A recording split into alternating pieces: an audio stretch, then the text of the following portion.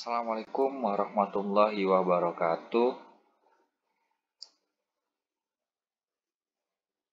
Kali ini saya akan menyampaikan materi tentang sosialisasi sertifikat halal.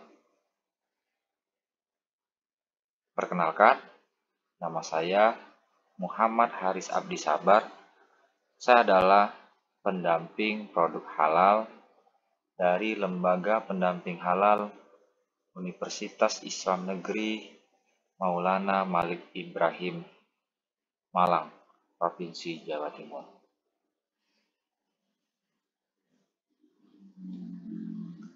Biodata saya. Rekan-rekan sekalian bisa dapat menghubungi saya di nomor yang tertera di sini. Insya Allah saya akan membantu dalam proses pendampingan produk halal.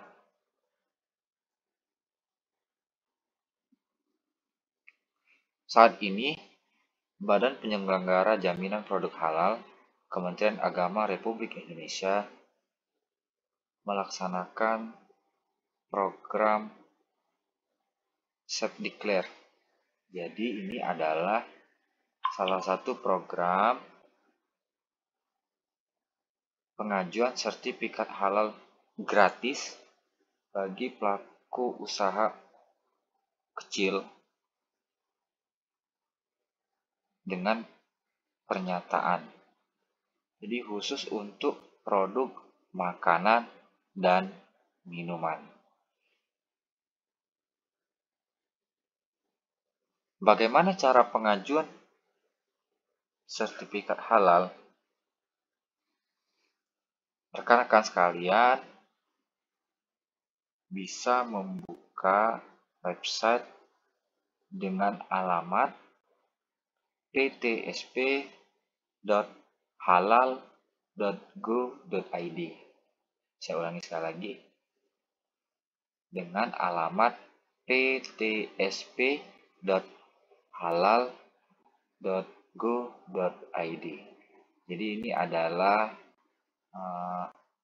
alamat yang akan kita gunakan untuk membuat akun. Sebelum pelaku usaha membuat akun, sebaiknya memiliki alamat email. Jadi rekan-rekan pelaku usaha, saya usahakan untuk membuat email terlebih dahulu. Setelah membuat akun PTSP, nanti kita akan mengisi data-data. Nanti bisa dilihat di video saya selanjutnya.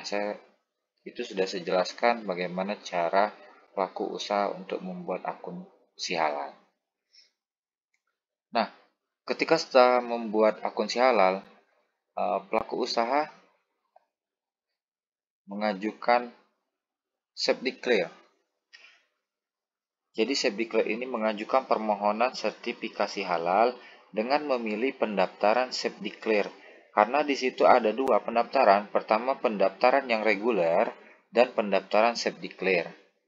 Nah, para pelaku usaha juga nanti akan diminta untuk memasukkan kode fasilitasi. Untuk tahun 2022, kode fasilitasi dari Self-Declare-nya adalah Sehati 22. Nah, kode itu yang akan digunakan sebagai syarat agar kita bisa lanjut ke tahap berikutnya. Setelah pelaku usaha selesai membuat akun dan memasukkan kode fasilitasi, maka nanti pelaku usaha memilih pendamping halal. Nah, para pelaku usaha bisa menghubungi saya, Muhammad Haris Abdi Sabar. Bisa kolom komentar bisa ditulis namanya, mau konsultasi sama saya atau mau pendampingan, boleh. Saya bisa pendampingan. Saya nasional bisa. dimanapun bisa pendampingan dengan saya. Nanti saya akan dampingi dan saya akan bantu dalam pengisian SJPH dan uh, pengiriman persyaratannya.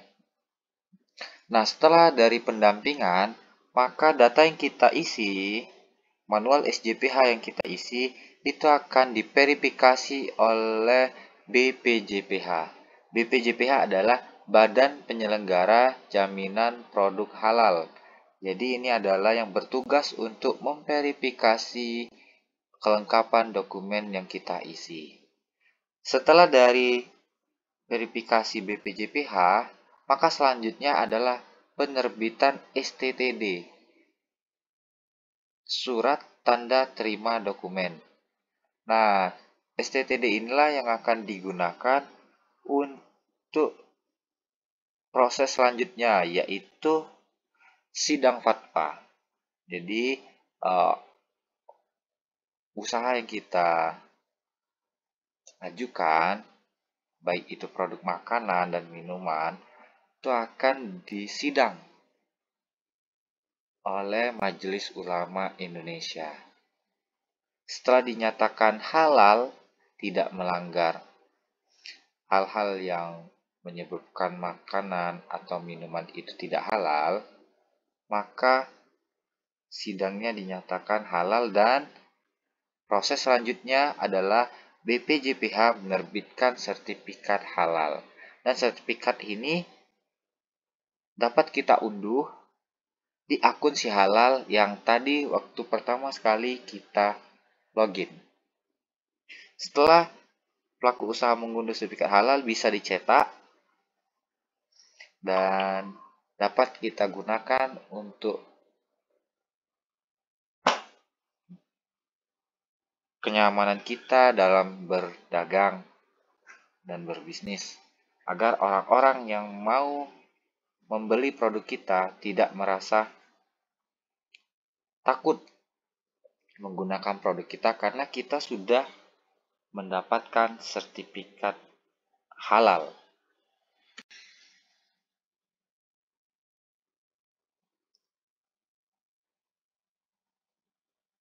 Program sertifikasi halal ini itu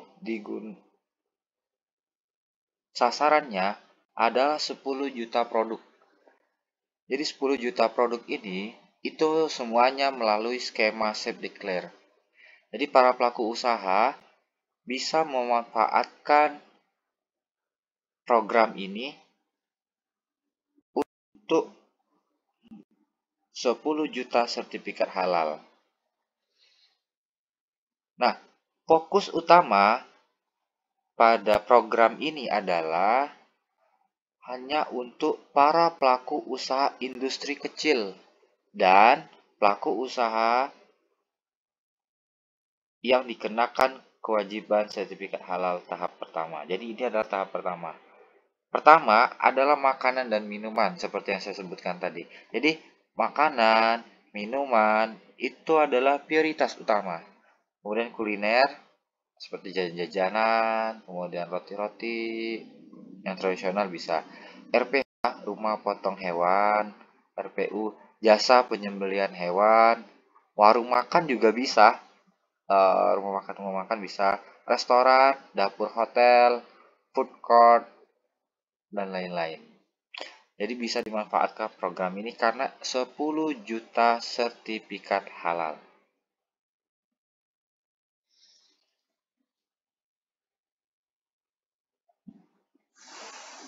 Ada beberapa regulasi pendukung program Self Declare, diantaranya adalah Undang-Undang Nomor 33 Tahun 2014 tentang Jaminan Produk Halal di Pasal 4. Kemudian Undang-Undang Nomor 11 Tahun 2020 tentang Cipta Kerja di Pasal 4A.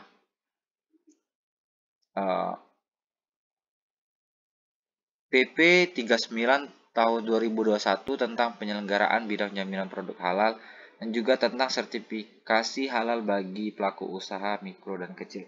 Jadi ada beberapa regulasi yang mendukung tentang Self Declare ini. Saya lanjut.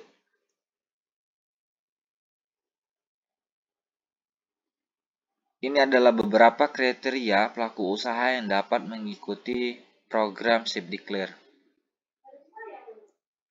Pertama, produknya tidak berisiko atau menggunakan bahan yang sudah dipastikan kehalalannya. Seperti misalnya pisang, ubi itu pasti halal karena memang dari bahan nabati seperti itu. Kemudian proses produksi. Proses produksinya dipastikan kehalalan dan sederhana, seperti buat pempek, kemudian buat goma ubi dan lain sebagainya. Yang ketiga, memiliki hasil penjualan tahunan omsetnya itu maksimal 500 juta rupiah. Jadi para pelaku usaha yang memiliki omset di bawah 500 juta itu bisa mengajukan program SafeDeclare. Yang keempat, pastinya para usaha itu memiliki NIB. NIB adalah nomor induk berusaha. Jadi Bapak Ibu pelaku usaha bisa membuat NIB itu dengan dua cara. Pertama, bisa secara langsung datang ke dinas-dinas di kabupaten kota. Kalau biasanya itu di dinas penanaman modal ya. Atau bisa mendaftar secara online di OSS. Bisa diketik di gadget atau di komputernya OSS. Itu di situ ada. Atau bila bingung bisa nanti lihat di tutorial pembuatan NIB di YouTube saya. 5. Memiliki lokasi, tempat dan alat proses produk halal. Jadi kita, para pelaku usaha, itu diwajibkan memiliki tempat produksi dan alat-alat, misalnya kayak dapur, kemudian dapur produksi, kemudian bahan-bahan. Kalau dia penggorengan, ada tempat penggorengannya seperti itu. Kalau tempat pencucian harus ada tempat pencuciannya seperti itu. Dan keenam, itu memiliki surat izin edar. Boleh nggak tidak memiliki? Boleh. Kalau dia memiliki PIRT dan lain-lainnya itu lebih bagus. Tapi kalau tidak memiliki, tidak apa-apa, boleh mengajukan. Memiliki outlet atau pasir produksi paling banyak satu lokasi. Jadi, Bapak Ibu pelaku usaha, walaupun cuma memiliki satu outlet, itu diperbolehkan untuk mendaftar SafeDeclare. Yang kedelapan adalah pelaku usaha telah berproduksi selama 1 tahun sebelum permohonan sertifikasi halal. Jadi 1 tahun sebelumnya itu boleh. Kemudian produk yang dihasilkan berupa barang, bukan jasa. Jadi hanya berbentuk barang ya, makanan, itu bukan jasa. Bahan yang digunakan sudah pasti kehalalnya, seperti yang saya sebutkan tadi. Kemudian tidak menggunakan bahan yang berbahaya, telah diverifikasi kehalalannya, dan jika jenis produknya dihasilkan adalah tidak mengandung unsur hewan. Seperti itu. Ini adalah dokumen yang dibutuhkan, surat permohonan, akad ikrar, kemudian proses produk halal. Untuk dokumen penyerahan halal itu wajib punya KTP beragama Islam. Kemudian daftar riwayat hidup, CP, surat pengangkatan penyerahan halal, kemudian template SJPH. SJPH bisa nanti dihubungi saya karena saya punya template-nya. Kemudian foto produk. Ini jenis-jenisnya bisa dibaca sendiri Bapak Ibu pelaku usaha. Ini sereal, kacang-kacangan. Ini yang lebih favorit, bakery, roti-roti itu paling banyak. Ikan dan produk perikanan, pempek dan lain sebagainya.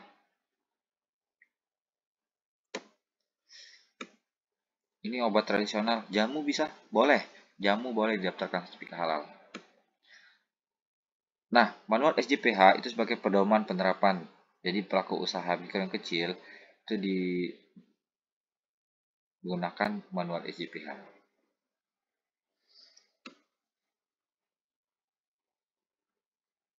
Oke, sampai di sini yang dapat saya sampaikan. Semoga bermanfaat. Sampai ketemu di lain kesempatan. Salam hangat dari saya Muhammad Aziz Abdi Sabar, pendamping produk halal dari LPH UIN Maulana Malik Ibrahim Malang.